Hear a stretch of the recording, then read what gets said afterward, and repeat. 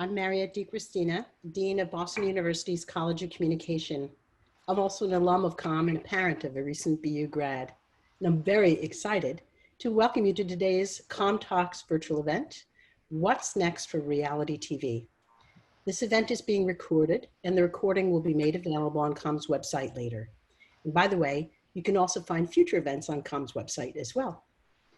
Today's event is part of a series of virtual events that we kicked off at the college this spring, bringing together experts to talk about how professionals are approaching communication issues today. In the seemingly unreal world caused by the pandemic, reality TV offers more than an escape. It offers a chance to connect with other humans as they strive to grapple with challenges, get fit, flip a house, or even find love. At the same time, these unscripted programs have had to undergo a number of changes in response to the pandemic. I'm really looking forward to learning more from our speakers in just a couple of minutes. Please remember to put your questions in the Q&A box, not the chat. And please feel free to type in those questions whenever you're ready to do so. After our speakers' remarks, we'll have lots of chances to address them. Now it's my real pleasure to introduce each of our speakers. I'll first share their bios so you know their backgrounds, and then we'll hear from each of the speakers in turn. First, I'd like to introduce Jessica McWilliam. Jessica is a freelance producer who graduated from COM with a BS in film and television in 2014. After participating in the BULA program, Jessica worked in the unscripted department at United Talent Agency. She then supported executives at Shed Media, Warner Brothers, before heading to Bunim Murray Productions to work in development production. Since 2018, she's been freelancing and jumping gig to gig, growing to a producer title while also dabbling in casting and post-production. Her credits include a series such as Vanderpump Rules, Temptation Island, and The Challenge. During the COVID-19 pandemic, she's remotely produced the Variety magazine's Power of Women Frontline Heroes special, as well as a documentary project on women and racism in America. Jessica, welcome. Thank you so much for having me. Glad you're here. Now I'd like to introduce Ashley DeTanto. The first 6 years of Ashley's career were on the network side, working at Indie Demand, E, and TLC, before she made her way to the production world as head of development at the Gurin Company. After 4 years of creating and selling formatted series such as CW's Oh Sit, ABC Family's Dancing Fools, and CMT's Win, Lose, or Pawn, Ashley tried her hand at the cutthroat business of international sales and acquisitions at Fremantle. However, creating is Ashley's true passion, and she was quickly back running development for production companies with her most recent role as Senior Vice President of Development at Trailblazer Studios, Salvage Dogs and Housley Life and Tamara Malreeve Housley. With the freedom and encouragement from Trailblazer's CEO, she can truly go after stories she wants to tell, and she cannot be prouder of her team and the variety of authentic stories on her slate. Welcome, Ashley. Hello, nice to be here. Great to have you. And last but not least, I'd like to say hello to Adam Westcott. Adam is talent manager, producer, and longtime digital and entertainment media executive. As a partner at Select Management Group, Adam works with top talent, including Gigi Gorgeous, My Life as Eva, Laura DIY, and more. Adam developed, produced, and sold the feature-length documentary, This Is Everything, Gigi Gorgeous, Sundance 2017, and half-hour comedy, Me and My Grandma, which are available on YouTube Premium SVOD. Adam began his career at Comcast Entertainment Group and has been a founding member of 2 successfully acquired startup companies, Visalis in 2008 and Equal in 2012. He's contributing author to YouTube channels for dummies and works closely with the LA LGBT Center and GLAAD. In February 2020, Select announced a minority stake strategic partnership with industry leaders, Propgate and Management Film Artists First. Welcome, Adam. Thank you. Excited to be here. I'm so excited to hear from each of you. And what we're going to do is chat with each in turn, and then we'll come to questions at the end. So I think we decided that Jessica would go ahead first. Would you please take it away, Jessica? Of course. So I am going to share a few pictures of what it looks like when you're not in a pandemic, what producing can often look like. And of course, these are meant to show some of the glitz and glam that goes into set life. This, for example, was the crew and I behind Vanderpump Rules 2 seasons ago, and being in reality TV at least gives you so much amazing exposure to real people, real places, real stories. And this is just one of the in-person perks of being a producer. Another is you get to go on really cool adventures, especially when you're young. I think if you're interested in doing travel producing or travel series or getting out on the road, seeing the world, producing is for you. Where are you there, Jessica? This is on Maui. This was season 1 of Temptation Island, and this is season 2. And they said, go on a helicopter with talent, and I said, you got it. And I think, as my fellow panelists will say, you always say yes. You always come up with a creative way to get a story told, and sometimes it's by land, sometimes it's by sea, sometimes it's by air. Other times you are literally carrying your cast's belongings. You're ensuring their safety. You're making sure you can hear them. And you're making sure that you're getting your talent from one place to the next. And you do it with a smile on your face. And what are you holding there? What is that thing? This day was another Temptation Island day. We went ziplining. And true story, I was listening on what's called an IFB in my ear to my cast, hearing how their dates were going, the conversations they were having, the connections they were making. And I was taking notes as I was ziplining across a zip line in a Hawaiian forest.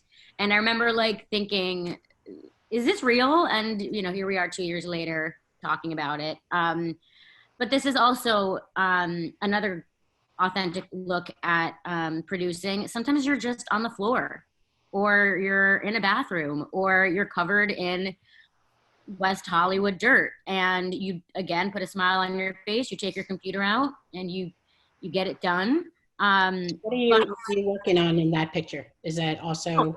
This was Vanderpump Rules. This was literally the first night that Tom Tom opened, for those who watch Vanderpump or live in LA or are Bravo fans. And so it was utter chaos. And I put on my headphones and I got to typing and taking field notes. And it kind of just goes to show that sometimes you're on a boat with an amazing crew and you're making sure that your talent is on a great romantic date.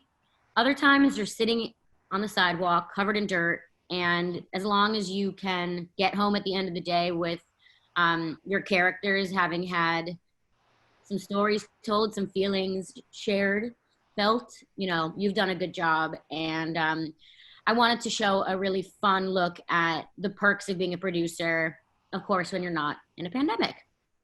So that's a little bit of an authentic look at what being a producer can look like, at least when you're freelance, and say yes to a wide variety of different programs. Thanks, Jessica. Before we go on to Ashley, I would like to just ask you a couple of quick questions about that. So these were recent shots, and I love the variety, by the way.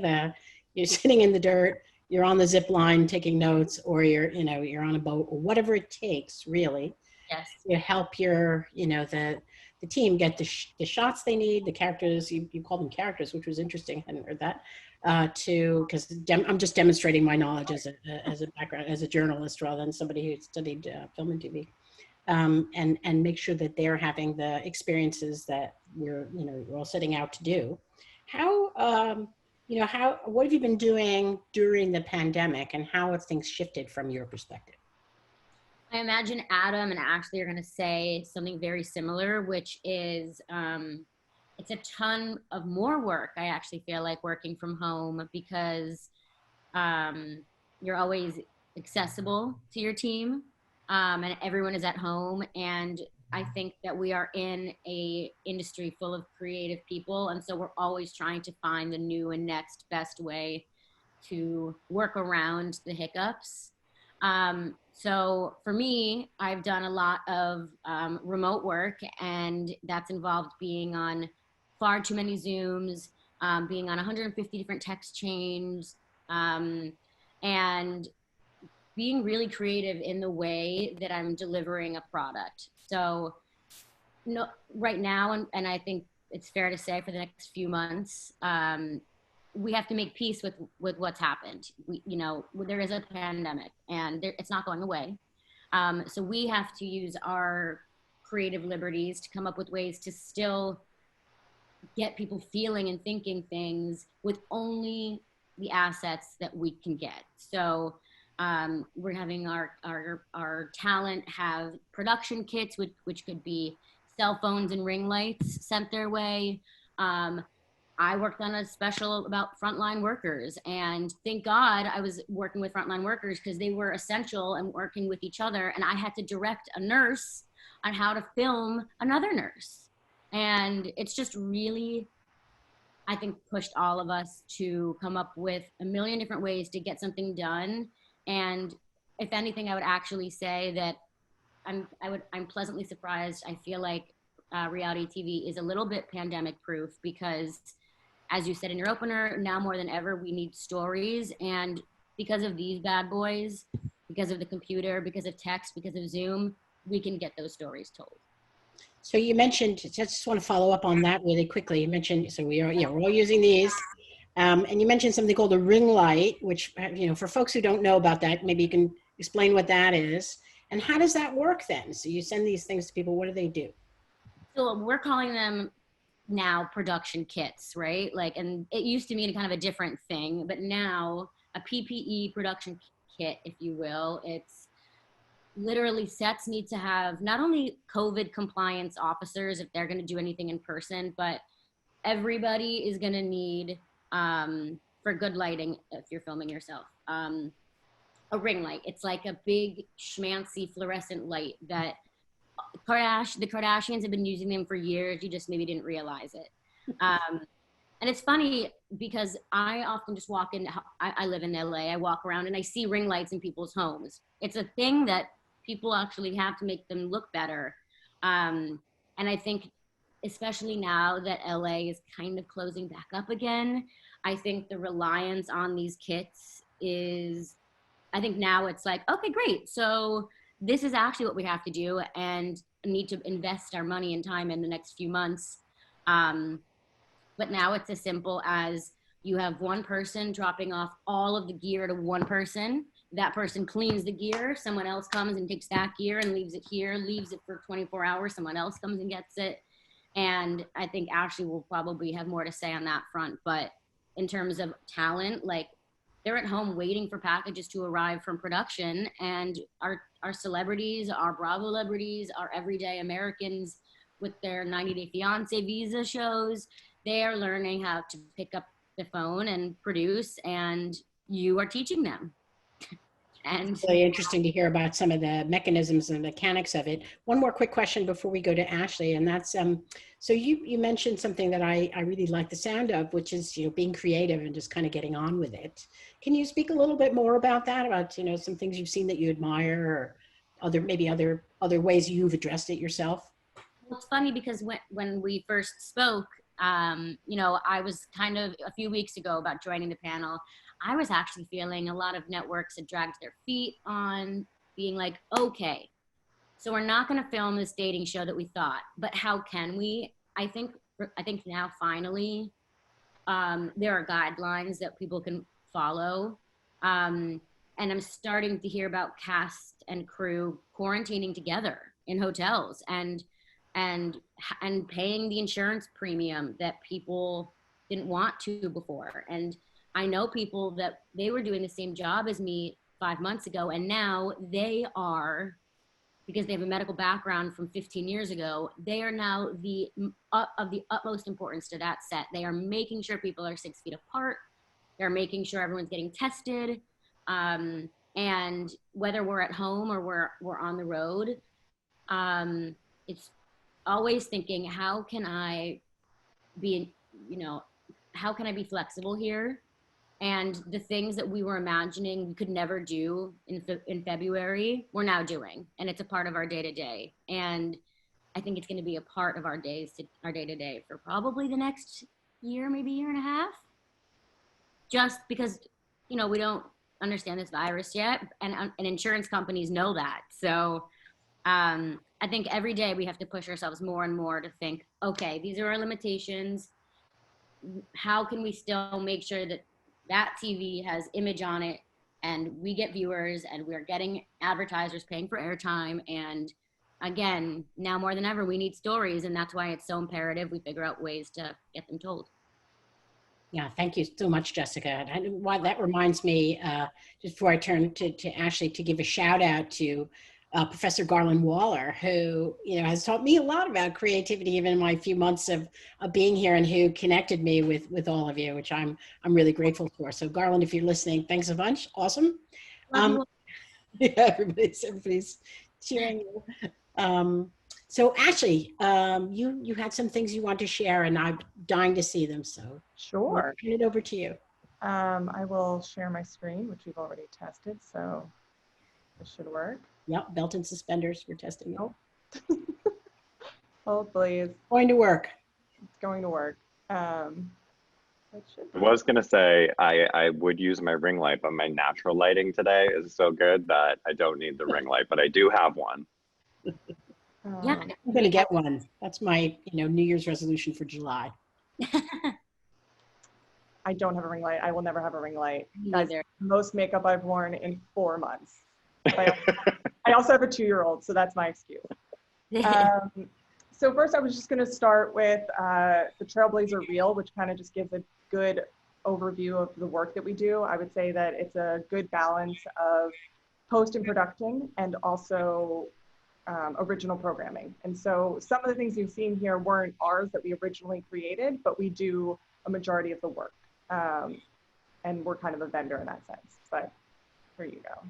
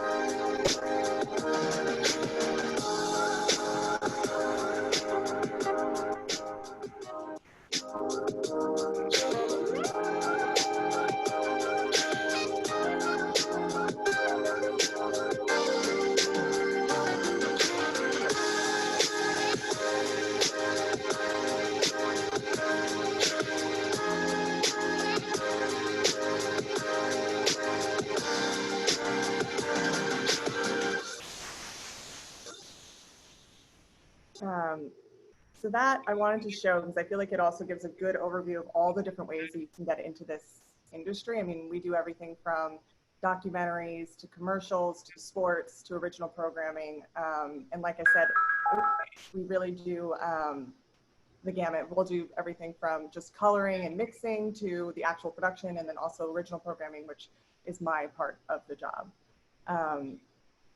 And I feel like my experience with COVID and everything that's been happening is a bit different. I'm not somebody who's in the field. I'm a development person, kind of always have been. From the network side, even to the production company side, I really am the idea person. So I'm kind of sitting behind the desk and then pitching the show to a network. And then once something gets sold, as I always say, I come up with the unicorn and somebody else has to find the horse and put the horn on it. So for me, my job has always kind of been behind the desk, and currently my company is based in North Carolina. So I've been working remotely for, better part of almost 3 years, which is amazing. And I know it took some people a bit of time to get used to it, but I've always really enjoyed it. And in that sense, I think my team, we didn't skip a beat when COVID happened. If anything, we were working way more, but that's because the networks were in a panic. And they were just like, what are we going to do? Get us ideas. And so I was up until 1 a.m. pumping out just treatments and ideas. And a lot of the time, the networks are very risk averse, and they came back being like, we're going to use our own talent, and we're just going to figure out how to get them these production kits and stick with that rather than new ideas, which we all were a bit curious how Skype or, them filming themselves was going to come across anyway. And that kind of leads me to, I can show you pre and post-COVID programming that we do. We have a digital series, which kind of lends itself to doing, self-filming anyway. I don't think you're going to notice that big of a difference. And so that worked in our favor, but it's called The Housley Life. It's with Tamara Mowry Housley of Sister Sister fame, and The Real, I guess, but, showing my age. So we do a family docu with them where they sit on the couch and they kind of, much like a lot of the other family docus, they kind of give you the flavor behind what you're seeing, but it's just a day in the life usually, or a moment, or what they do. And so here is this is the trailer for pre-COVID.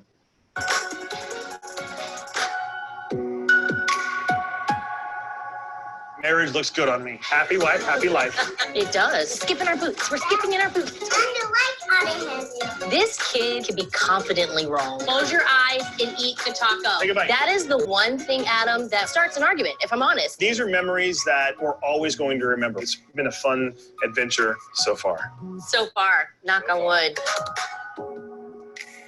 So you'll see how nice that looks. I mean, that was like 3-day shoot. And then this was post-COVID. We sent them the kit, and, both of them have TV background, which also helps us a lot. So they know their angles and they know, different creative ways to get the shot. But this is kind of post-COVID. Wait till the kids got this age so they can freaking help. I mean, literally, it's just Adam using the iPhone, and they're filming cleaning their house. Hey, where are you going with that? Go in the garage. People love this, you guys. Shoot, actually that. Okay, Ryan. What is your job? have to And they rest. even You have to did rest. You ready? you can find it. I think they I'm did like plugged a in. time lapse, which we just helped them set up the camera, if I can find it. But you guys get the idea, they're just, I think we all want to know how they got the kids to clean the house. I would love to know that. Wish Right now, I- my daughter still thinks it's fun because she doesn't know. She's 2. She doesn't get it yet. But she also just hands me the butter knives, like knife first. So that's kind of what we've been doing. Oh no. You knew this was going to happen. Hold on. The music break. Go away with it. That's good. And now I can't get this to go away. So that's kind of how we've been handling it. I think also on my end, most of the networks, I would say, it takes 18 months to get something on air from the idea to actually making it. So most of the networks we've been developing with, we're just continuing to develop with, and they've kind of said that's what they're going to, put their time and energy in until they can figure out the way forward. And also in Raleigh, at least it was at the time, in North Carolina, we had a better shot of opening up sooner than the others, like New York and LA. And we already, being in North Carolina, had a remote editing system set up. So many companies were already using us for that. And so we've actually have kind of benefited from this because more companies are reaching out to us who can't set up in LA or New York and are using our system and our media management. And so in that sense, it's been interesting. And then, I mean, I could go into how everything that happened in Minneapolis has also had, you know, its effects on us and how we've had to continue pivoting, you know, even with just things that are on our slate that are tone deaf now, you know, if it was about a cop or whatever, and also the opportunities that came from that because networks now have program openings because they're pulling their programming. And so, yeah, this, I think anybody in our world understands you have to pivot and constantly move. And that's the perk of living in reality TV, is that you can move quickly and change quickly and pivot. And this year has been crazier than ever. So that's I love this idea of, you know, the unicorn of your imagination and then finding a horse to put the horn on it. And I think it probably, especially in this era, with all the things that have happened this year, I mean, there's been a lot this year. I can't believe it's only half of the year. It feels like 3 years already. Or somebody said to me, you know, well, March was the longest year I ever had or something like that. Right? We talk about that a lot because it hasn't been easy. So, you know, Ashley, before we go over to Adam, just one more part on that. So how do you, you know, what are you doing for yourself to continue keeping in touch with those sort of creative pivots, keeping yourself energized? You know, how are you doing that? Well, I feel like also more than ever, I'm finally in a position where I get to choose what projects I'm going to work on. And so I've always, since I've gotten, you know, in this position and this job and this company, I kind of stay energized just because I'm working on things that I love and that I'm passionate about. And that's been really incredible. I just sort of had the freedom to spend my day being like, this sounds interesting. Let me call this journalist up and see if this is, you know, something I can work on. And lo and behold, it is. And, you know, I'm doing Skypes with people and then cutting them into iMovies. And I'm becoming way more of a maker, I would say, just because we don't have the bandwidth to do it all. So I'm, you know, making the decks and making the iMovie sizzles along with my team. And then when something becomes real, we hand it over to our post team and they turn it into, like, you know, movie trailer. So yeah, I think that's kind of how I've been staying energized. And also I feel more than ever, I've always kind of had this earnest edge to me, which is why I didn't last long. Well, I lasted 5 years on the network side, and those stories are more than ever. I feel like there's actually an appetite for them. People want to hear authentic stories. They want to hear the things that I think people, you know, thought were kind of a downer before. And so I get to kind of work on some of those and actually feel they could sell. Awesome. Thank you, Ashley. And I see Robert's tossed a question in. We'll come to that shortly, Robert. I'm glad you did that, and others feel free to put questions in when you have a chance. That was great, Ashley. Thank you very much. And Adam, how about we come over to you? Sure. I'm realizing how off topic my deck is here, but I think it all ties back because of my lens into the reality space and the idea of building out bigger brand IP. So just to give you a little bit of context on the things that my company does, we're talent management and entertainment.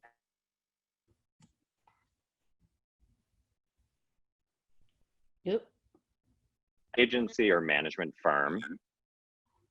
Hold on one sec while I move to switch slides here. And we have the different lenses. Yeah, go ahead. Sorry.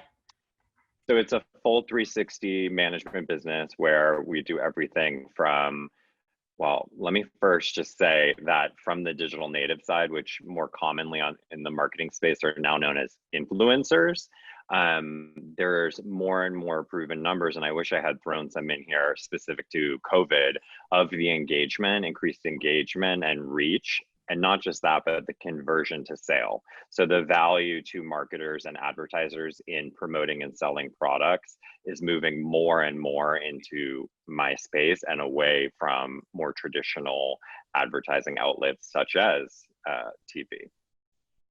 So we touch on all different areas across our talent, and some of these categories like product collaborations and licensing opportunities, we're only seeing grow more this year, where you'll see someone like a Physicians Formula here partner with talent in order to do a limited run collection, which helps from a marketing perspective, but it also boosts the sales to those products.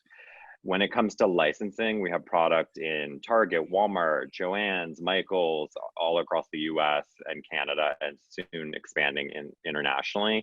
Things like our DIY kits with Lore DIY. And so Lore DIY, which I'll come back to, is currently hosting and executive producing an HBO Max show called Craftopia, which gives her another platform which will help enable sales for things like her licensed goods, the DIY kits you see here.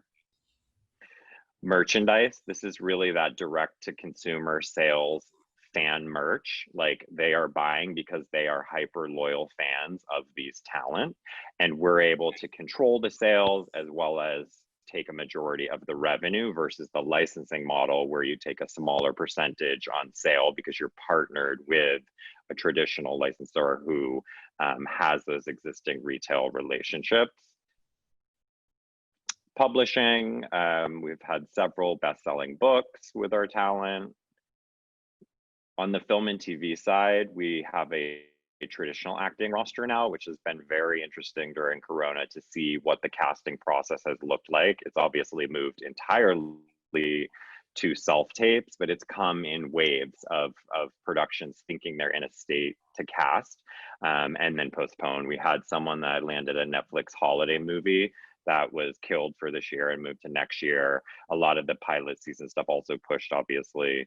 So from a pure casting perspective, as in other people's shows trying to hire or cast our talent, it's been interesting to see the timing and the process and the thinking there.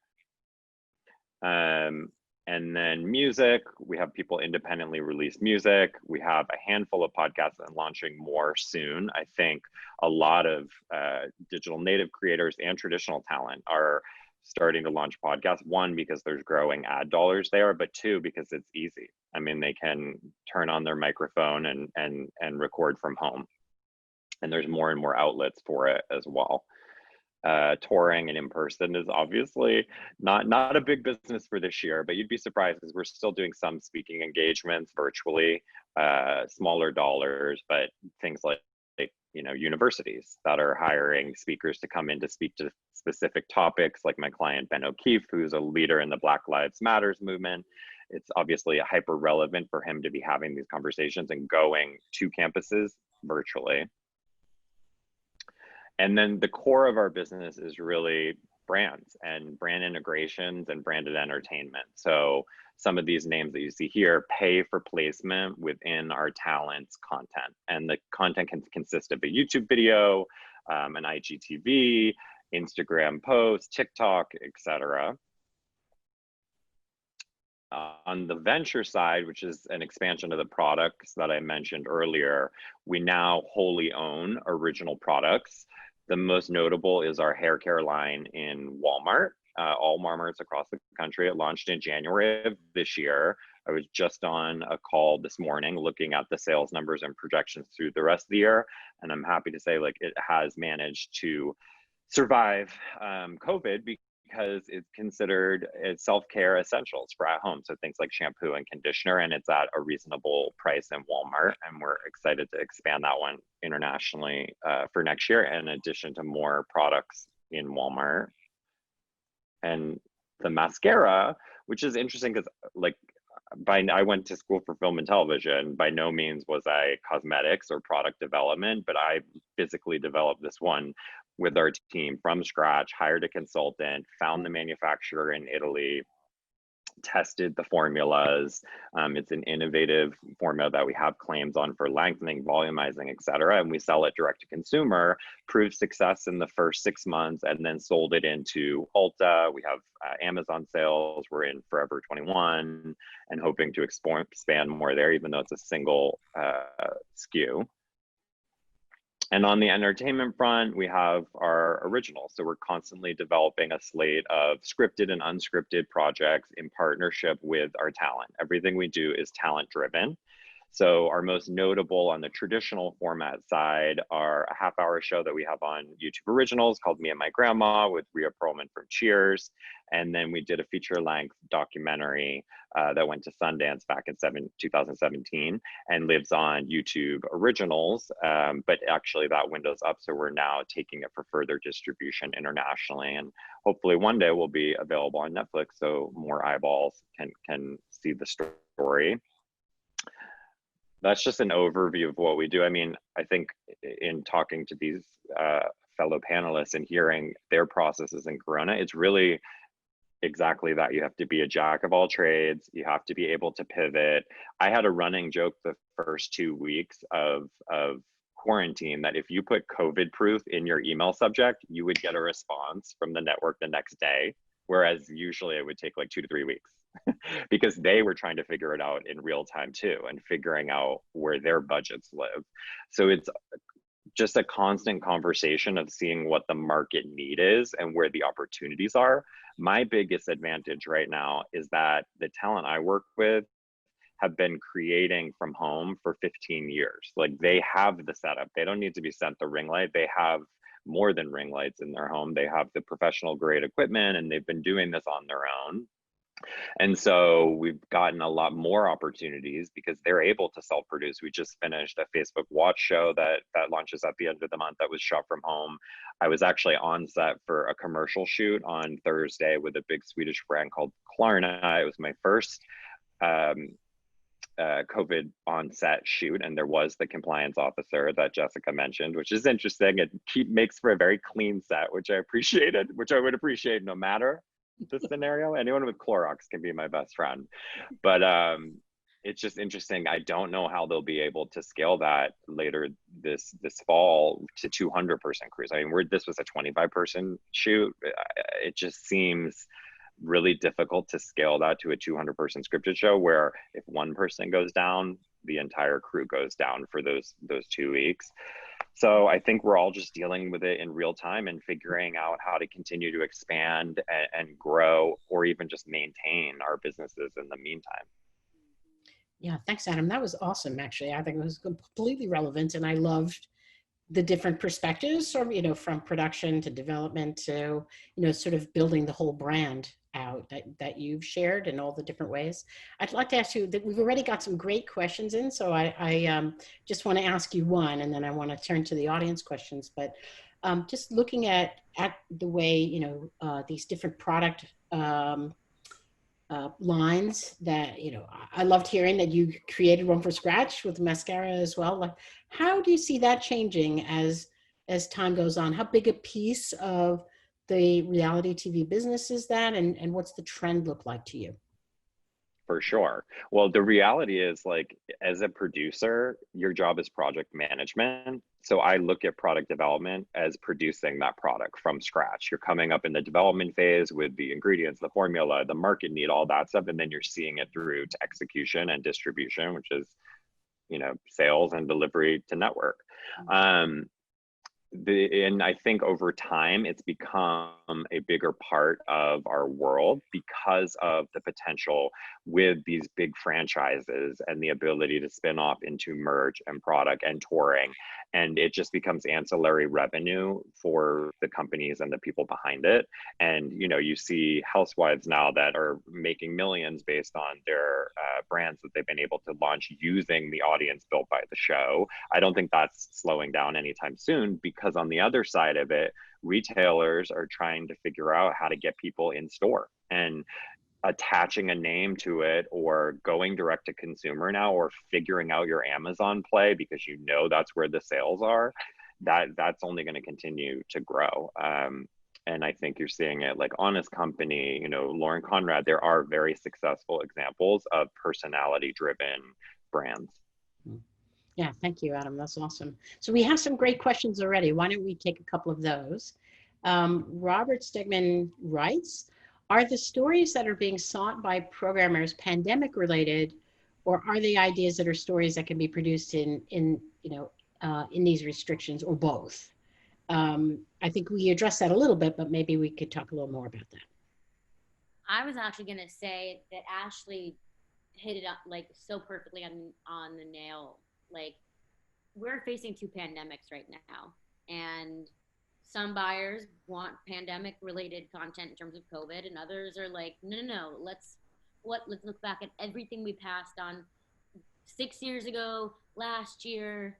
And I think that yes, very much, we know Robert knows exactly what networks are looking for right now. They want to explore topics about racism because people are listening, and they want to talk about the pandemic. Though I do think, I will say, and I'll let my fellow panelists weigh in with their thoughts. I definitely think that they don't want to be too doom and gloom.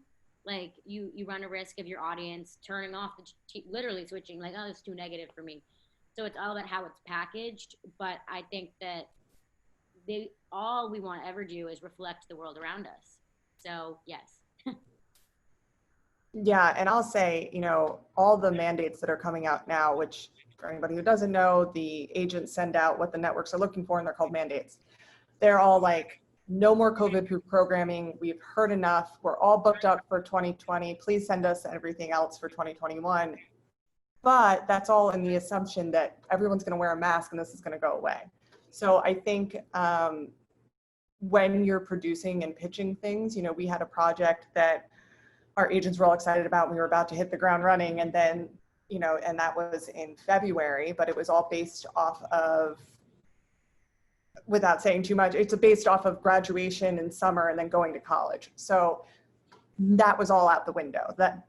Those are the kinds of things that are ruined as far as ideas. I think as long as you're thinking of ideas that might not need a cast of 25 people or even 10 people, because your crew is going to need to be, a certain number of people.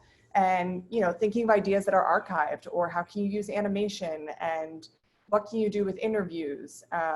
We have a partnership with AP, and so there's a project that I'm out with now that I don't know would have gotten traction, and a number of networks are interested in it. So I think it's being creative. I don't know that we're focusing on pandemic-centric programming, because I think what the networks are looking for twofold is, one, this kind of escapist programming, and two, they want loud ideas. They want, what is their Tiger King? What is their, whatever it is. They just want their life. Yeah, something that's going to get people to come back to the couch after 4 months of sitting inside on a couch. So I think that's kind of what we're up against, which we're always up against. Everyone wants to break through the noise. So. Yeah, I think just formats and figuring out things like game shows that can be done within parameters. I think if anything that you can put into a format right now, because as you've seen with Ashley's examples, on the docu-follow side, it can get pretty intensive as far as production. So Gabrielle Barkany has another production related question. She says, great discussion. I'm a fan of The Bachelor and 90 Day Finance. Tell us a bit about to which extent producers need to direct the stories to ensure they remain interesting. Yeah, tell us all your secrets. Give us the Vanderpump drama. Let's do the magic. It's great because I actually have a friend that is working on 90 Day Fiance and is telling me like constantly about just how soul sucking it is, because it's exactly what Gabrielle thinks that it is. It's, okay guys, we're gonna jump on Zoom in 20 minutes. You ready? They're never ready. Okay guys, we're gonna jump on Zoom. We're gonna get you framed up, meaning like looking pretty. That takes time. The lighting changes. Then there's someone who's doing demolition next door. Then you've got to go to the bathroom. Then they got to go eat lunch, and you have to handhold to an extreme amount in these moments. But in terms of like directing story to make it interesting, I think a good organic story is a good organic story, and it really depends on the producer. I don't think a show like The Bachelor actually can really be done the same way, because that show is a very controlled set with very controlling producers. 90 Day, I mean, they can be at home in quarantine, And they are, and that's how they're filming. They are literally filming themselves living in this new reality. So, and they're just leaning on what the truth is. So in some cases, some shows are not pandemic proof and no compliance officer can help get it done. Like Temptation Island, which I do, there ain't no way that we can have a bunch of cast members hooking up with each other. I mean, it's just not like a good idea. But a show like 90 Day, you know, as long as you're limiting how many people you're with, and you're not coming in contact with cast and crew, or you're figuring out a unique way to do it so that it's a minimal footprint, it can be a lot of hand holding or not making a show at all, kind of. And I can add to that, my job is a bit different in that I'm dealing with casting. I'm constantly on Zooms recording people, and these are people who have never even been on a TV set. They don't even have a TV sometimes, and they're old. So sometimes it's their grandkid is over there. And I'm doing a project, don't worry, it's not the Golden Girls. I wish it was. I was gonna say, what old people are you talking to? Oh my God, I have this incredible project, and I asked Marriott, I'm like, can I show the sizzle? It's so good. But the victims happen to be older, but the story is so incredible, and they're all these characters. And yes, we do say the word characters a lot, but and that helps a lot, I think, with half the battle is making sure that whoever's on your show is a character, so that when they tell a story, whether it's boring or not, their sound bites and what they say is going to come through and make it interesting. But what I always do, because some people just, I have the list of questions that I know I need to get to, and you just sort of, let them ramble a little and then bring them back. You relate to them and try to, even if you have to lie and say like, oh, I went through that myself, and then they'll open up more. But I think it's just really, it's like she said, it's the authentic story. If it's not there and the character isn't there, then it's, only so much you can do. Like the Kardashians are filming at home, and I'm gonna watch that because I care about the Kardashians. I don't care what room they're in, where their sunlight's coming from. But if it's, You think they're not still in hair and makeup filming right now? I actually think that They're quarantined with their entire squads, I guarantee. Yes. And some companies are shelling out money to do the unthinkable of like, hey, I don't think the Kardashians are doing this, but hey, the crew is you're going to be hanging out for 2 weeks. You're quarantining together. If you want to film with us, and companies are having to put out 2 weeks worth of holding people in hotels. It's like, but again, I think we would all agree that the work we're doing right now is completely different to the work that we were doing in February. And it's ever changing. I think the guidelines are changing more and more every day. They get more and more clear. We understand the virus better. So. Agreed. You mostly address this, but there's a super quick follow-up from Coop's Activities saying on shows that are filmed in a confined space, like MTV's The Challenge, what are some of the challenges of being a producer for those? Maybe you feel like we've addressed that, but if there's anything else you want to add. Coop's Activities, they're trying to figure it out right now. The Challenge travels every single year, multiple times all around the world. And their biggest concern right now is how do we live in a house? And if anyone watches The Challenge, eliminations happen like that. And you can't do that anymore. And you also can't get out, you can't like come into America anymore. So shows like that are. Well, it had its best ratings ever. So they have to figure it out because the show's doing well. Yes, the last season of The Challenge was its highest rated. P.S. Every season is its highest rated. Yeah, I mean, they need, and that's what I was talking to the dean about when we first connected was the networks, if they would like to make The Challenge, figure out a way to make it in Playa Vista. Do you need to go to Tanzania? Do you need to go to, and that's where it becomes a producer's job to think, how do we tell the story without going completely over budget and telling good content that, like Ashley said, it can be escapist or it can be, My guess is that there's somebody sitting in a room right now being told to come up with a new format that doesn't have to travel, and they're just pumping out different versions. Yes. So I'm going to switch Hotel. gears. Sorry. So So I'm going to switch gears for just a minute. Natalie Ackerman asked a very practical question, which is what were your first jobs in industry and how did you get them? I want Tonto to go first. There was a very wise professor who, now I'm forgetting her name, the gorgeous, perfect hair, Adam, or The parent? Was the parent? Yeah, parent with the red Oh hair. no, you mean BULA? Yeah. Oh, Sorry, Adam and I went to BU together. and Marsha. Yes. Oh, I loved her, Marcia Smith. Was that her last name? Maybe we just only called her by her first name. Okay, so she said on our last day of class that your first job is not your career. And thank the Lord for that, because my first job was in pay-per-view porn programming. So I would like to say that I did not knowingly go into this. I mean, I did. This isn't like some kind of, harassment suit that I need to come up with, but it was a network. It was called In-Demand Networks. They were based in Soho, New York. And it was in pay-per-view and programming, but the majority, there was a whole other team that was just for movies. And so that said, how I got my first real job, I would say, even though I had incredible learnings from that job, was from the BULA program. I was an intern at E, and I got a phone call 6 months into my job in pay-per-view, and he was like, "You were a great intern. I'm getting promoted. Do you want my job? Come out here and meet." It was another BU alum, by the way. Another BU alum who is now the SVP of TLC, and Atlantis. Jason Sarlanis. Yeah. That's how small the BU world is. And I met with his boss at a coffee shop, and 2 weeks later I moved out to LA, and I didn't have a car. I lived with a 75-year-old woman in a in what was it called? Where did you live? Park La Brea. Park La Brea, thank you. Because I knew I could walk to E and to my house.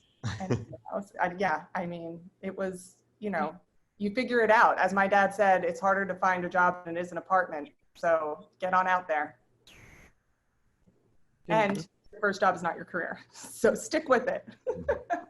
I took a different route. I took an untraditional route because I was very adverse to the hierarchy that is the mailroom route. And I had interned in the BULA program at Fox and made connections that way. But I actually started more on the experiential marketing side for a startup, which went on to sell. And I learned early on about the tech side of things in building out a social network platform.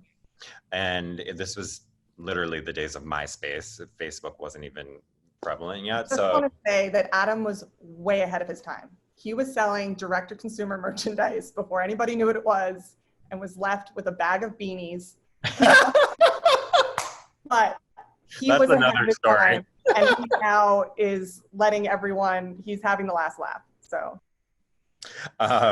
So I learned about the digital side and the value of the audience and all of that. And then I was actually hired at E, not necessarily through our friend Jason, but he, I think, was one of my recommendations at the time. And I worked at E Online, oversaw all their online video, and they started signing these deals with things like Hulu before it was even announced as Hulu, iTunes, Verizon Wireless, etc. So short form video, repurposed and original. And that got me further down the road on the digital front. I noticed quickly once we launched our YouTube presence for Comcast, E-Style G4, that these kids in their basement were doing just as big, if not bigger, views. The Kardashians did okay because of search from exposure from the network, but kids like Shane Dawson, Phil DeFranco, Toby Turner. So I ended up leaving and diving headfirst into that world. I first did a clip show with Vinda Bona, America's Funniest Home Videos. The idea was to repurpose the clip library on YouTube and to monetize it there. And from there, I started to get into the world of YouTube fashion and beauty, because that's where the brand dollars were early on. And I eventually produced one of the Google funded channels back in 2011, how they wanted, it was their first attempt to compete with cable level content on YouTube. Literally all have failed and are no longer. I think Vice may have been one of them, maybe BuzzFeed, but it was brand names that had another presence.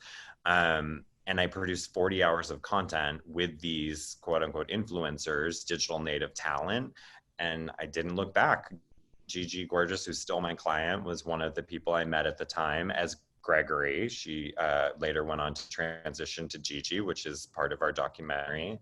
And we've now created this management company because I realized any deal being done in digital is talent driven.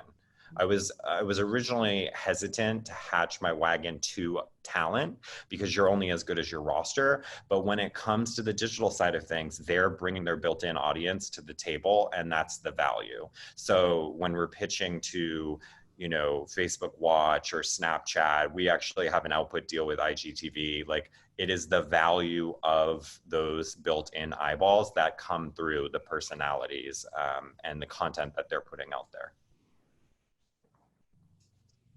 Amazing. I love Gigi Gorgeous, seriously. So that's like super cool. I did BULA, of course, and everyone should, because it was the best.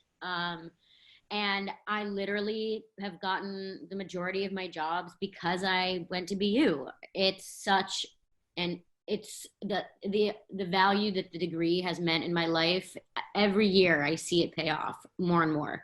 So I always think I wouldn't be where I am without BULA and Professor Waller and even like my production 101 and understanding film and TV professors. Like, I'm like, my God, thank God I paid attention, because like this worked out great.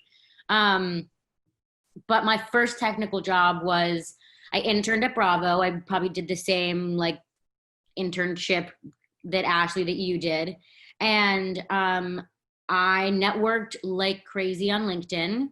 And anyone that did BULA and was working in reality, I was like, I'm going to ask them to coffee. And I was that person that did all those annoying things. And one girl sent my resume. I mean, a bunch of people sent me resumes off to different places, but one girl sent my resume to United Talent Agency. And I also was like, I'm not going to be an agent, but I kept reading everywhere that in development, which is what I thought I wanted at the time, and could maybe still go back to one day. But, you know, they kept saying you need 5 years or you need a year at least of agency experience. And it's a little bit of a rite of passage in town. It is by no means the only thing you need to do. So if it's not for you, don't put yourself through it. But I worked at a talent agency. I did work in the mailroom. Swimming the Sharks is not a real movie. It's fiction, but not far off. And the rest is history. I was able to just network like crazy from each job. And being freelance, I find that the job I had last leads me to my next job, leads me to my next job. And so I don't know my next job yet, but it's going to probably have come from the job I just finished, and the one after that, same thing. Thanks, that's awesome. So I see we still have questions, and I'm sorry to folks who've asked them that we can't get to all of them today, but it's been a super conversation. I think we have 1 minute left, so I'm going to do a quick round robin, if you don't mind. One piece of advice you'd give folks who you wish you had before you'd left BU. Enjoy Boston. Oh my God, I miss it so much. That's my only advice is I think for me, I had got like star emojis. I was like, I'm going to move to LA and like do cool things. And I did, and I'm so proud, but like enjoy the college experience too, because it was great. Thank you. I think it sounds cliche, but you have to take advantage of everything BU has to offer, and the networking and the alumni side of it is super strong and important, because the classmates you have today are the people you'll come up alongside and eventually work with. So, you know, DeTonto and I still bounce things off each other, and we have different perspective on it, and that is helpful. That's our 18-year relationship. And I actually, while I'm thinking of it, I have 2 BU employees, which is amazing. And we also have BU interns. So internships, like getting the experience, having it on your resume and building relationships there. If you are current students and doing BULA or summer internships, you can definitely reach out. It's careers@select.co, not com. Thank you. Ashley, over to you. Last word. Mine would be a bit different in saying, like, maybe this is the mom in me, but everybody has their own timeline, and give yourself the grace and patience to figure out what it is that you want to do. And, you know, it might not be the first job, maybe it is. And, you know, don't compare yourself to all your friends who are also graduating and got that cool internship that turned into an incredible job. You know, like I said, I started out in Pay Per View Born, and I'm now at 36 living the job I've always wanted. And there's no way when I was a senior that I thought I'd be running unscripted. You know, I was writing scripts for Seinfeld and thought I was going to be holding the boom in Grey's Anatomy. So I think just give yourself the patience to figure it out. We work for a very long time, and just make sure you're really loving it and not just trying to be the fastest in the rat race. Awesome. I have one more piece of advice because mine was fairly generic and it answers one of the questions in the Q&A. Just make your own stuff. Like, we have the ability now to be out there creating whatever the platform might be, put things out there, the ability to finish a script, to shoot a short, like those are things that are within reach. And once you have that under your belt, you have something to show for it. Well, that was a super set of, of a piece of advice and great conversation. I love this whole embrace your inner maker, which I'm going to try to do myself. Thanks again so much to all of our speakers. I'm doing a little quiet applause, not to make noise on Zoom, but you were awesome. I hope everybody has a great afternoon. This recording will go up on the COM website in due course, and look for future events. We got plenty of them coming. Thanks a million again. You guys were great. Thank you. Bye.